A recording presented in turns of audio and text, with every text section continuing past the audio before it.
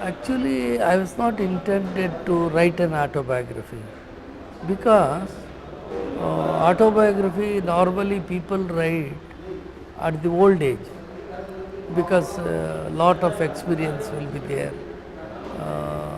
So they write in the old age. But why I wrote, I don't know the reason correctly. I was in the ashram.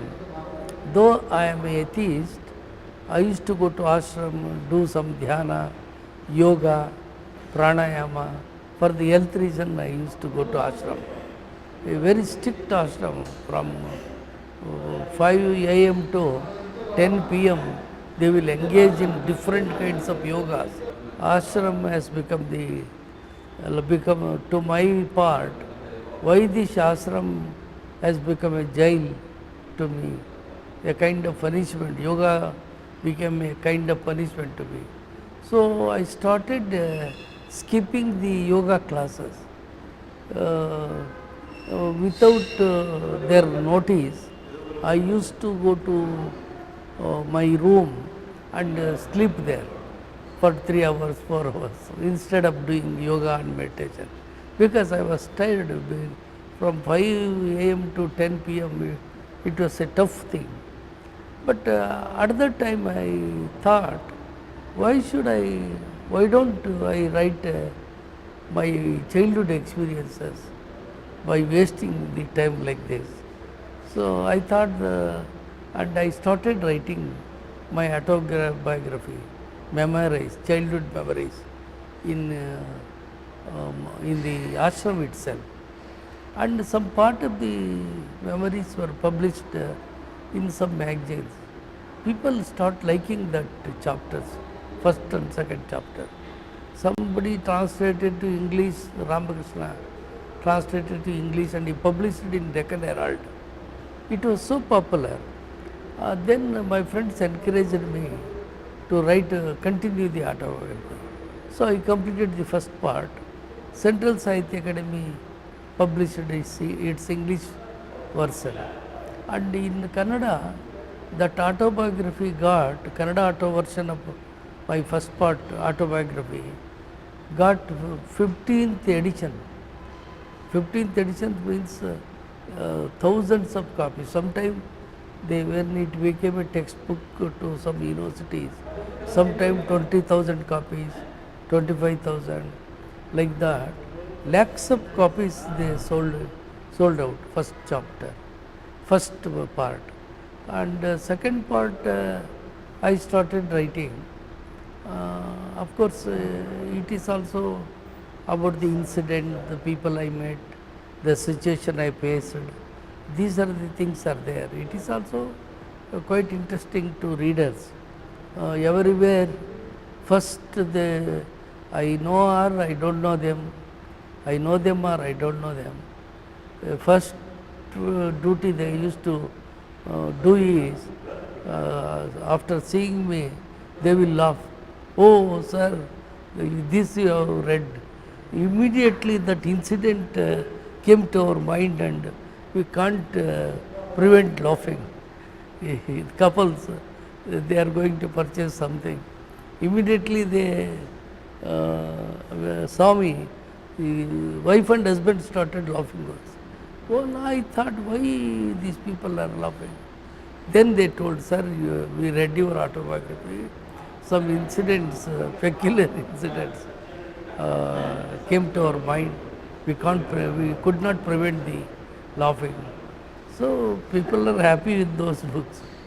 Now I am writing the third part of the autobiography.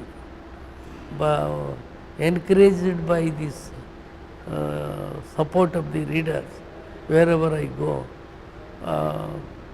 I started writing third part.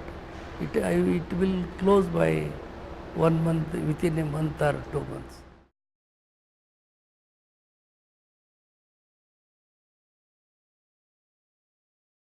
Actually, the poetry, my poetry is the poetry of anger, poetry of protest. So, actually, when I was active in the mass movements, then there is no scope for laughing, joking. just used to fight and used to raise the slogans, used to be arrested by the police, used to beaten up by the enemies, like that.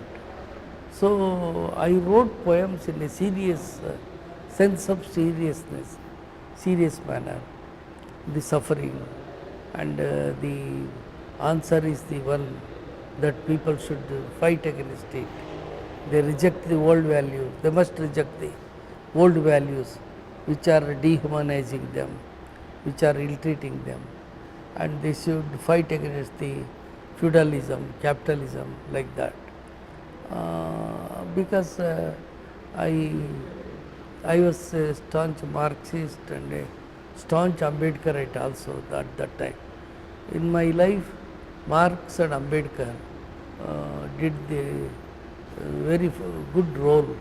They influenced me like anything, their thoughts, their life and vision. So my poetry is serious in the beginning, 2-3 collections.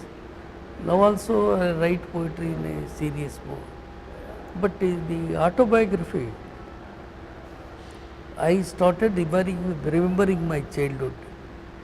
By that time, I used to I addicted to meditation and yoga. So my anger disappeared in the ashram because I was in ashram. Though atheist, I like a kind of secular spirituality, religion, the spirituality which is above the God and religion. I like that kind of spirituality. So that spirituality might have helped me to write my autobiography in a different way. So I remember when I remembered my childhood was I took my childhood as a joke, humor. I enjoyed the childhood, though I faced untouchability, poverty, and all, humiliation, insult in the life. I never went back.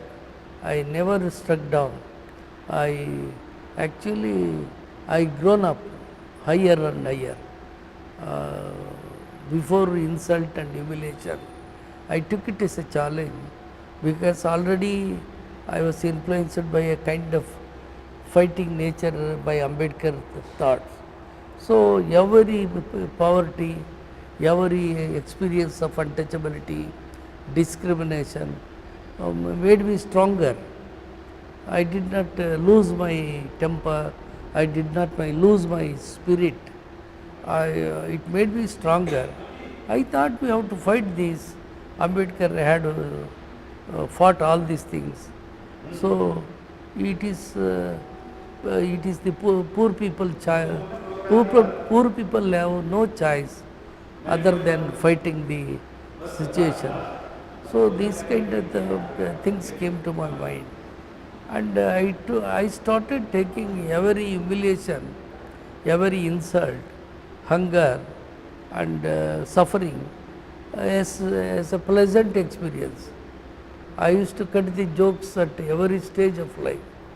It came to me by my mother, from my mother. My mother was a good joker. She used to joke at everybody, everything. He may be minister, he may be God, he may be Godman, he may be Guru, anybody. She used to joke after the meeting of them. After when she come back, she used to imitate their way of talking and body language, everything she used to show, and she used to enjoy. We used to laugh. So that inherited me somehow. That opened when I started writing autobiography. My mother nature opened in my mind and opened in me, and I wrote in a light way. Everywhere there is light humor. I used to find out a humor in a very serious thing also. So life became easy to me. to go forward and to face the difficulties, face the enemies and all. So we can find the difference between way of the poetry writing and the prose writing.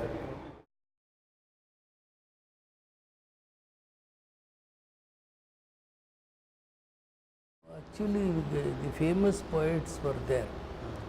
Top poets of Kannada, Gopal Krishna Adiga, Chandrasekhara Kambara, G.S. Shivarudrappa. Those were the Gnanapita awardees, those were the Kabir Sanman awardees, and Rashtrakavi, J.S. Shivarudrappa, he was my guru. All were there. One Dr. H. Narasimhaiah organized the poetry session. He was a great educationist, great Gandhian who fought against Sai Baba's magics, Sai Baba's Pavada. He fought against that. He was a great rationalist. He was the Vice Chancellor of Bangalore University. He is no more. But he organized the poetry meet. But in the invitation for everybody, they mentioned such and such a man, they mentioned the name, popular poet of Kannada, this man, great poet of Kannada, this man, famous poet of Kannada, this man, very, very famous poet of Kannada. In front of my name, they put Dalit poet. So I felt very bad. At least they put famous poet. But why they put Dalit poet? Everybody famous. Am I not famous, man? I asked them in a lighter way, because they were all top writers. With all respect and humility, I joked at them.